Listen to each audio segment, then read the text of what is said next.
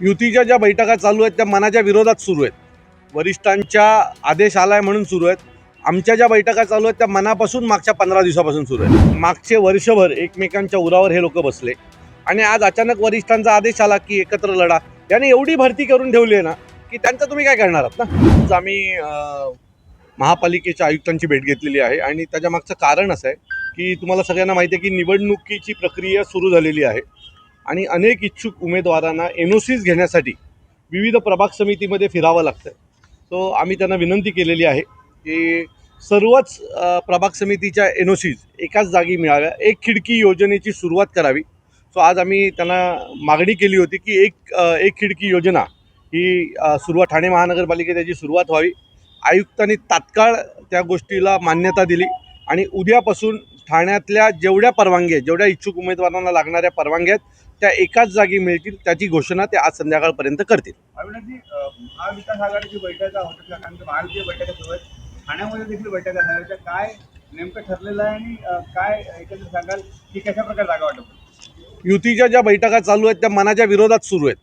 वरिष्ठांच्या आदेश आलाय म्हणून सुरू आहेत.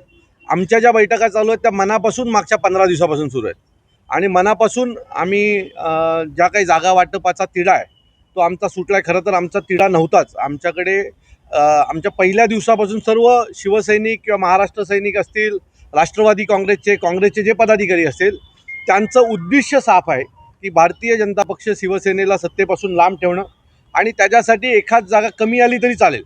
परंतु ही जी काही महाराष्ट्राला लागलेली कीड आहे ही संपवण्यासाठी आम्ही सगळे एकत्र आलो आहे आणि बऱ्यापैकी आमच्या बैठका झालेल्या आहेत आणि लवकरच याच्या बाबतीमध्ये एक शुभ संकेत तुम्हाला सगळ्यांना मिळेल. जागा वाटपासोबत काय फॉर्म्युला ठरलाय का? आमची जागा वाटपाची जी प्रक्रिया आहे ती बऱ्यापैकी संपलेली आहे आणि आमचा फॉर्म्युला जिथे जो जिंकू शकेल अशा ठिकाणी त्याला तिकीट देणं हा जागा सोडणं हा आमचा उद्देश होता. सो बऱ्यापैकी ते सगळं झालेलं आहे. मागच्या महापालिकेचं गणित पकडता आलं नाही, परंतु लोकसभा विधानसभा याच्यात पडलेलं मतदान त्याच्यानुसार आम्ही तो फॉर्म्युला फिक्स केलेला आहे आणि त्याच्यावरनं आम्ही पुढे गेलेलो आहोत. महायुतीची घोषणा झालेली आहे, मात्र जागा वाटपावरनं भाजप आणि शिंदेच्या कार्यकर्त्यांमध्ये चांगली झुकलेली पाहायला मिळते. भाजपचे जे काही मी परत सांगतो की मागचे वर्षभर एकमेकांच्या उरावर हे लोक बसले आणि आज अचानक वरिष्ठांचा आदेश आला की एकत्र लढा. याने एवढी भरती करून ठेवली आहे ना की त्यांचं तुम्ही काय करणार आहात ना.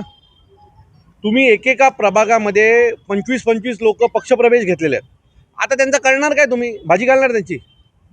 आता त्यांची नाराजी देखील यांना ओढवायची आहे आणि मागील 8-9 वर्ष हे अनेक उमेदवार हे निवडणुकीची वाट पाहत होते, तयारीला लागले होते. मागचे 12-12 वर्ष लोक काम करतात. तर त्यांची जी काही इच्छा आहे निवडणूक लढण्याची ती या सगळ्यामध्ये तुटणार आहे. त्याच्यामुळे मला असं वाटतं की यांची जरी युती झाली तरी ती युती मनापासून नसेल एवढं खात्रीने सांगतो. दोन राष्ट्रवादी भविष्यामध्ये एकत्र येणार असे संकेत मिळत आहेत. काय भूमिका असेल म्हणते? आमचा काही संबंध नाही आहे. तसं काय त्यांनी त्यांचा निर्णय घ्यावा. आमचा निर्णय झालेला आहे. आम्ही आणि शिवसेना एकत्र लढणार एवढं खात्रीने सांगतो. ठाण्यामध्ये देखील काँग्रेस तुमच्या बरोबर नाहीये, काय सांगायला? असं तुम्हाला गैरसमज आहे. काँग्रेस आमच्या सोबत आहे. जितेंद्र आव्हाड साहेब आम्हाला या सर्व